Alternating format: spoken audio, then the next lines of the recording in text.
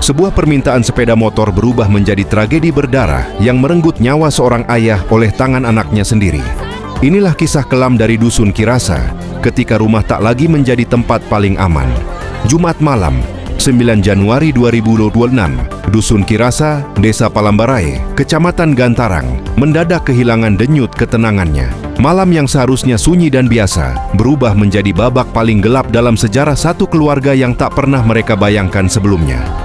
Di sebuah rumah sederhana, Abdullah, 44 tahun, seorang ayah dan kepala keluarga, terbaring dengan luka tusuk serius. Bukan akibat perampokan, bukan karena orang asing, melainkan karena serangan anak kandungnya sendiri, Awe. Fakta ini menyebar cepat, membuat warga tercekat dan sulit percaya. Konflik yang selama ini dianggap urusan rumah tangga, berubah menjadi kematian yang kejam dan tak terelakkan.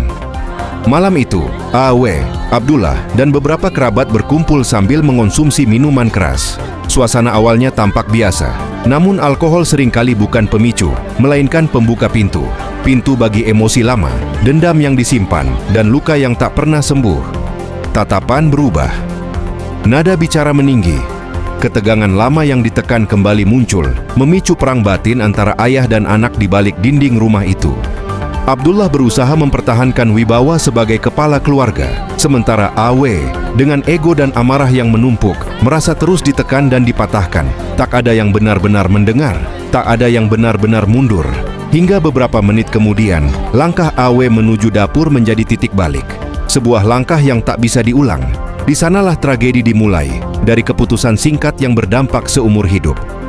Untuk memahami ledakan emosi malam itu, kita harus kembali ke Jumat pagi. Sejak pagi, konflik sudah menyala. Awe dan Abdullah berselisih soal rencana pembelian sepeda motor secara kredit. Bagi Awe, motor adalah simbol kebebasan dan pengakuan diri.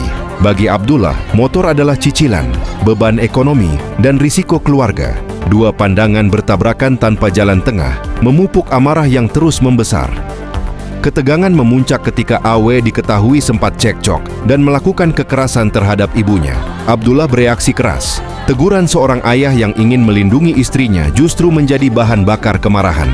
Di benak Awe, teguran itu adalah penghinaan terakhir. Malam tiba, alkohol mempercepat kehancuran, rasionalitas runtuh, emosi mengambil alih, dan kekerasan menjadi pilihan paling fatal.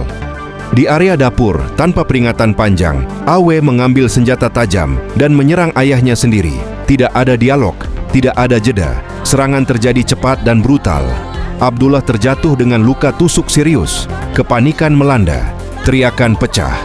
Darah mengalir di lantai dapur, ruang yang biasanya menjadi pusat kehidupan keluarga. Abdullah dilarikan ke rumah sakit, berpacu dengan waktu yang semakin kejam. Namun harapan itu runtuh. Sesaat setelah tiba di ruang medis, nyawa Abdullah tak tertolong. Ia dinyatakan meninggal dunia. Kabar itu menyambar seperti petir. Seorang ayah tewas, seorang anak berubah menjadi pembunuh. Polisi bergerak cepat mengamankan lokasi. Awe ditangkap dan dibawa ke Mapolres Bulukumba. Tak ada perlawanan. Wajahnya kosong. Tangannya gemetar. Di balik borgol, hanya ada kehancuran total. Namun jika sepeda motor dijadikan satu-satunya motif, tragedi ini menjadi terlalu sederhana. Motor hanyalah pemicu terakhir, bukan akar masalah.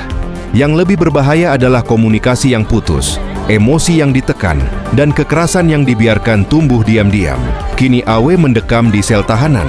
Proses hukum berjalan, pasal berat menanti. Negara menuntut keadilan, meski satu nyawa tak bisa dikembalikan.